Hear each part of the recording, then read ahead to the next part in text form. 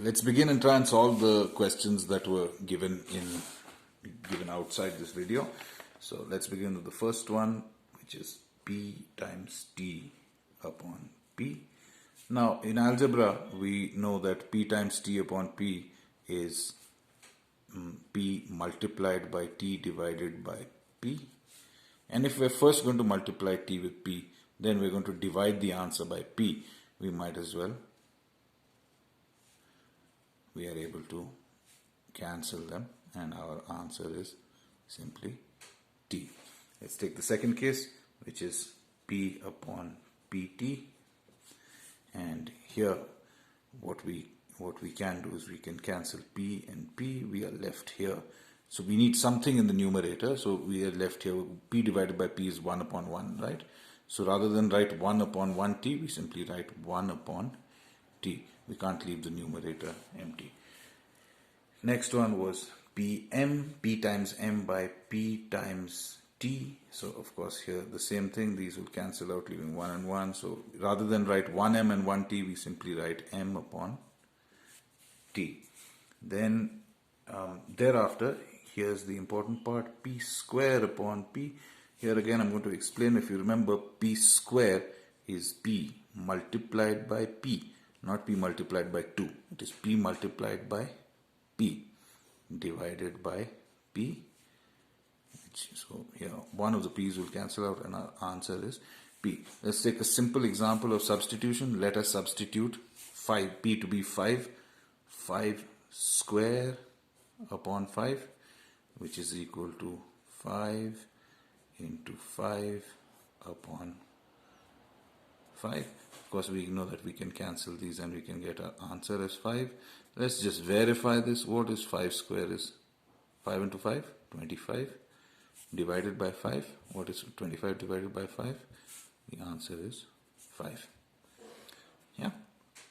So we verified P square upon P, P into P upon P, which gives us P. Let's take the simple case of, now next is P square, P upon P square. So you don't have to write this step. I'm doing this in order to explain it to you. P upon P square is equal to, you can visualize this as P upon P times P. It's the same as earlier, so we write it. Our answer is 1 upon P. P square upon 2. This I just wanted to see if any of you would try and cancel the 2, because one of the things, this is P times P upon 2. Now 2, we do not know if 2 is a factor of P, right? For all we know, P could be an odd number. Yeah, imagine if we take the example of 5 times 5 upon 2. There's no way that they cancel. We cannot cancel them. So this is unsolved. P square upon 2 remains P square upon 2. Let's take the next one.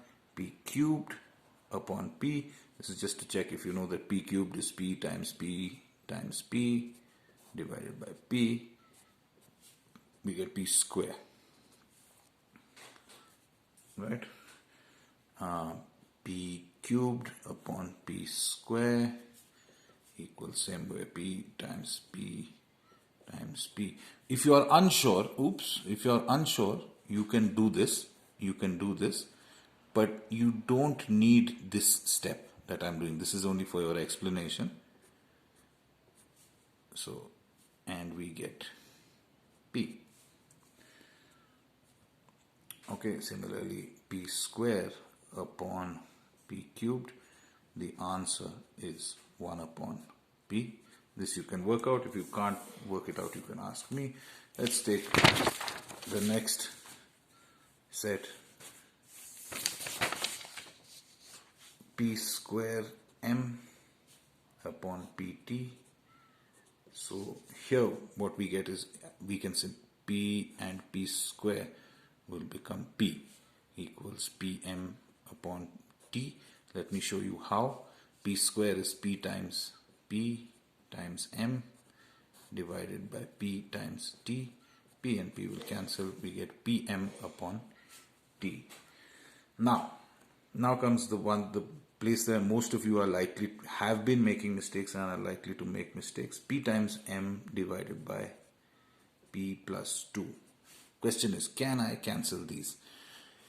One way to do this, one way to check this is always to substitute with some numbers. Let's take p times m. Let's take two prime numbers because it helps us, often gives us, let's take p to be 5 times 3 divided by p was 5 plus 2.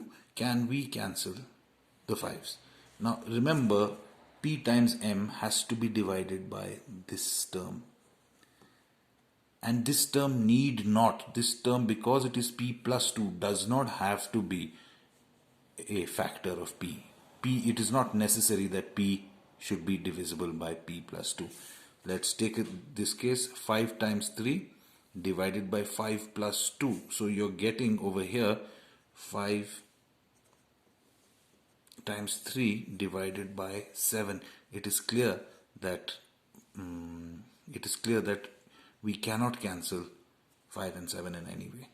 It will be wrong if we cancel this 7. Let's see the actual answer to this. What is the actual answer? This is 15 upon, the actual answer is 15 upon 7, which is equal to 2 and 1/7. This is the answer. If we were to cancel these, we get, our answer comes 3 upon 2, which is 1.5. So you can see that this and this are definitely not equal. So because the division is being carried out by this entire term, this cannot be simplified further in this manner. Now let's take the interesting converse. Let us take p plus 2 upon pm. Now p plus 2, this entire term is being divided by the multiplicand, by the answer we get by multiplying p times m. Can we further simplify this? Not really. But what we can do is, see, this is a fractional form, right? And there's an addition taking place. Here there was no addition taking place. We were adding two terms in the denominator. Here there's an addition taking place in the numerator. We can split this into p upon pm. P upon p times m plus 2 upon p times m. Yes? Can you see? Because like we do in fractions, if we decide to add these two, it will become p plus 2 upon pm. Now here we know that p and p can cancel out, so our answer will be 1 upon m plus 2 upon pm. Okay, and if you work it in reverse, what happens is m and pm, we need to find a common denominator. So the common denominator between m and pm will be p times m. So we'll multiply this by p and multiply this by p, and we'll get p upon pm. And when we do p upon pm, we get a common denominator of pm, and we will get back p plus 2 upon pm. So when we have an addition in the numerator, we can split the two terms as an addition or a subtraction in this method and work it out.